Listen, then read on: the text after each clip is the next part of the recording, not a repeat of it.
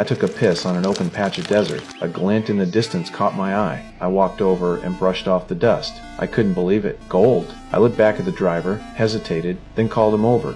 Hey! Come look at this! What? Just come here!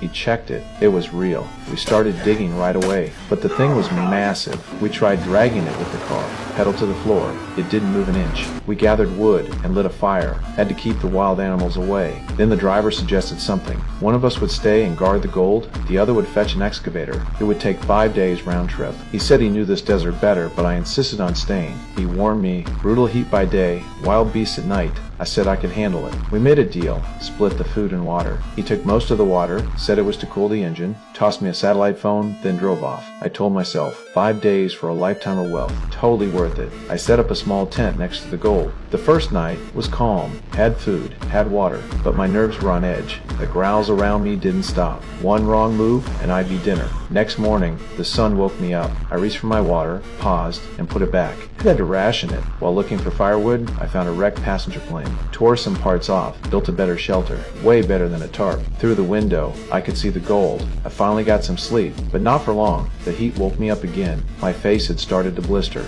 I stayed inside till sundown, sat next to the gold, and let out a tired laugh. I was done waiting. Grabbed a rock and hit the gold. A chunk broke off. Just that piece could have made me rich for life. I thought maybe it was enough. Then the phone rang. The driver said not to give up. He was close. Just hang on a little longer. I nodded and kept going. That night was the worst. Cold, hungry, surrounded by growls in the dark. At sunrise, I sipped what little water was left. Then a snake slithered toward me. I lunged with my knife, missed, knocked over my last bottle of water. I ran back to the wreck for supplies. Then I saw someone in the distance. A woman was walking toward me. I hid in the wreckage. She still found me. She offered me food and water. I turned her down. She said there was a river nearby, a safe place where people lived. I didn't move. She got curious, followed the tracks I left behind. My heart started racing. She got closer, too close. She was about to find the gold. I ran out and hit her with a shovel. She collapsed. I searched her pockets, then buried her body, drank her water, ate her food, but I felt nothing.